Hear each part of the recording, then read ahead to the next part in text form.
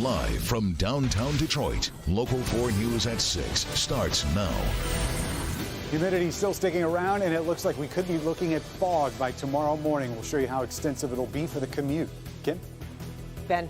And celebrating the life of L. Brooks Patterson, a man whose name became synonymous with Oakland County over decades of service.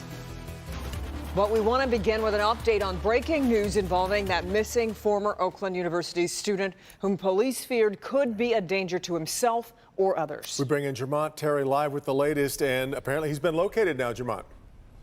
You're exactly right, Devin and Kimberly. That is the good news. We have learned that Alexander Walker was taken and by police in Bloomfield Township, just off Square Lake and Telegraph, at a workout facility. These are the flyers that have been all throughout campus. They will be coming down because this man has been located. Now let's show you the video and the concern that they had. Now we do know that police were looking for Walker because they feared that family said that he potentially may have weapons in his possession. And at the time, they also tell us that he suffers from some type of mental illness.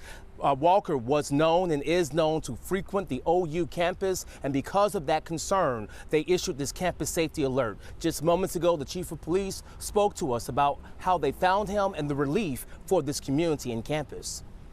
Very relieved, very relieved. We had a lot of people looking for him. A lot of people were concerned about his well-being. So this is a successful conclusion to this event on this campus this week, and in cooperation with the Sheriff's Department and all the other law enforcement agencies involved as well. So it appears that someone saw Walker's face on the 5 o'clock news. They saw him in this area of Bloomfield Township and Square Lake and Telegraph. They contacted authorities. Authorities in that area located him, took him into custody. Right now, the chief could not say if he had any weapons on him, but it is exactly how they wanted this to be resolved, with this individual taken in peacefully. For now, reporting live with breaking news from OU's campus, Jermont Terry, Local 4. Okay, Jermont. Well, there are a lot of stories and a lot of memories being shared today about L. Brooks Patterson. Hundreds of folks filing through the executive office building where Patterson's family is standing by his casket, receiving those wanting to pay their respects. Mara McDonald live in Waterford, and you got a chance to speak with his children, Mara. I did, Devin. I spoke with one of his daughters as well as his son. They've been here all day with their children, greeting visitors, and they talked about their dad's last weeks and months and how much he loved this county. A steady line has been coming through the executive office building all day. People are coming up and saying, I got so many memories. If you knew him, you have memories. He's earned all of this. He's earned those police officers standing there. He's earned these flags at half-mast. He's earned this beautiful funeral that he's going to get on Thursday. He had 4 kids, and we said he actually had 5 kids, and the county's his 5th. And it was his baby and his most spoiled child. Yeah. Brooks helmed this county and was never a shrinking violet in doing so, known for his wit and quips that at times had an acid sting. I would call him and go, Dad, seriously? Yeah, right. Really? And he would just laugh. He's like, oh, just wait, just wait. Yeah. Brooks said in his later years he regretted all the family dinners he missed. I had the best childhood because of him. Truly, I did. His children say he was always present in their lives, even if he didn't always make it to the dinner table. And their dad, despite the odds, was determined to fight until the end. When that cancer came, he put on a brave face, I think, for me, but he was so courageous. He fought and he wanted to live. His number one thing was he wanted to finish his term. That's all he wanted. Back here live, his children say that when he would get over the chemo sickness, that he would come back here to the office and spend as much time as he could in the office, and that initially the chemo worked and the cancer was shrinking, and they started to maybe hope that really he was going to be able to beat it. He thought he was going to be able to beat it, and like you heard them say, he really wanted to finish out his term, and he really always felt the weight of the 5,500 people who work here. We're live in Waterford tonight. I'm Mara McDonald, Local 4. Yeah, big part of why he never actually gave up that seat. Exactly right. All right, Mara. Okay. Well, let's check in with Ben. It's been a pretty nice day today. Kept looking like we were going to get rain. Not so. Yeah, but not so much. Not so much, right, Ben? Yeah, some of us did get showers, but it was just a very small portion of the area. And now the widespread stuff is gone. But where the clouds have started to break, we're getting a couple sprinkles. And you got to look really hard to see those up there in the north zone. But there's a couple cells in Lapeer and also parts of St. Clair County. that could be bringing just a brief shower to the area. Most of us are going to be dry tonight, but as those clouds part, temperatures may be going back up at least briefly before we start falling again tonight. Temperature-wise, not too bad. We're going to stay in the 70s all the way through midnight tonight, but the humidity did not go anywhere when that front came through today. And also, once we get past 12 o'clock, we're going to start looking at the potential for fog. We'll talk about how many people that's going to affect and what it's going to look like for the drive in to work tomorrow morning in just a few minutes. Don't forget to download our local forecasters app. It does have interactive radar, severe weather alerts, and a lot more, all in the palm of your hand. Download it for free in your app store by searching WDIV. Devin? Ben. Wild video from Detroit's east side this afternoon as a house explodes, leaving widespread damage and debris behind. We've just been told by DTE the explosion was not caused by a gas leak. This is a home in the area of Haverville and Linville streets.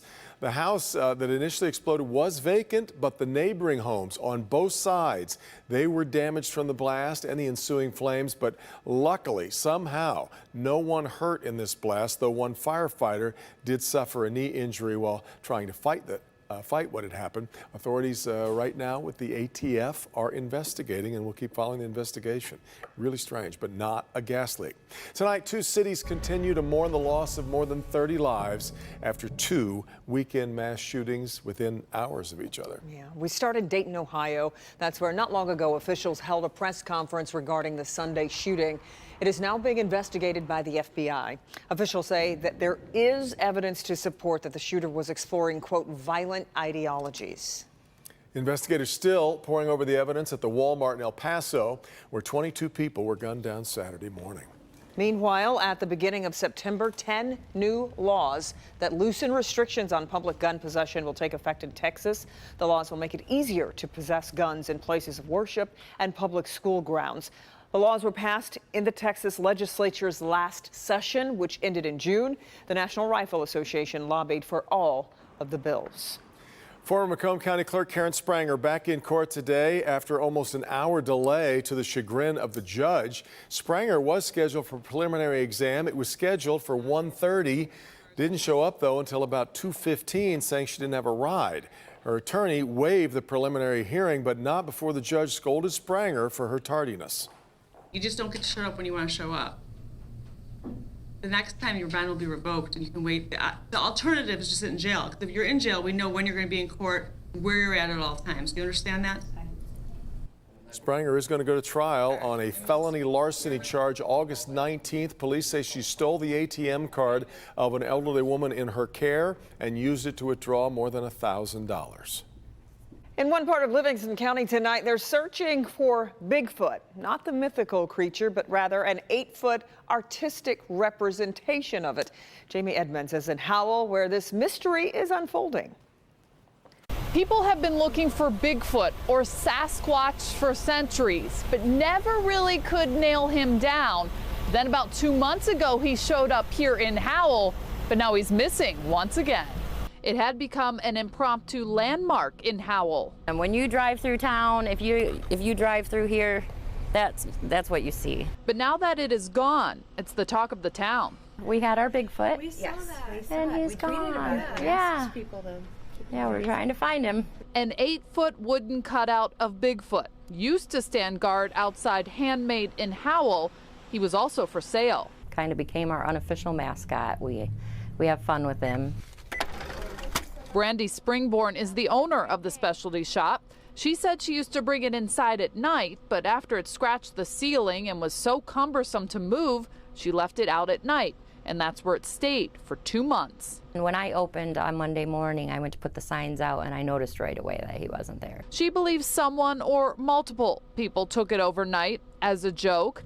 The funny part was calling it into Howell police. But I did have to start the conversation with, I know this sounds funny, but I have to report our missing Bigfoot. But it's really no laughing matter. Springborn has to pay her vendor $125 unless Bigfoot can be located. So here we go again, another quest to find the elusive Sasquatch. We do need him back. It is funny, but we do need him back. In Howell, Jamie Edmonds, Local 4. You can't find him in person. You can't find him when he's just a cutout. That's right. And listen, if you have any information on Bigfoot, Call the Howell Police Department. Springborn says she hopes somebody just returns it to the spot outside her store. No questions asked. Delicious mystery. All right, time for a check-in on what's coming up on NBC Nightly News at 6:30. Lester Holt joins us live from New York with a preview. Lester, good evening. Hey, Kim and Devin, good evening. Coming up, an El Paso trauma doctor gives his emotional account of what it was like to treat so many shooting victims, the message he has for doctors across the country. Plus, Americans on edge as kids go back to school, and sales of bulletproof backpacks are soaring in the wake of the 2 mass shootings. Could they save lives? Yeah, we've seen these, Lester. What are experts saying about how they work? Well, the backpacks only offer protection from certain weapons and certainly calibers, but another thing for parents to think about, psychologists warn that carrying one might be harmful to your child's mental or emotional health. So we'll talk about that as well when we see you on Nightly News. Yeah, we'll be looking forward to it, Lester. Thank you. All right, still ahead here at 6. It sounds too easy, but researchers say measuring your blood pressure could soon be as simple as taking a selfie. We'll have a look. Coco? You may remember the story about Destiny the dog found burned in Ecorse. Well, now we have a happy update for you. Number 1 at 4, 5, 6, and 11. Number 1 TV news site. Local 4 and click on Detroit.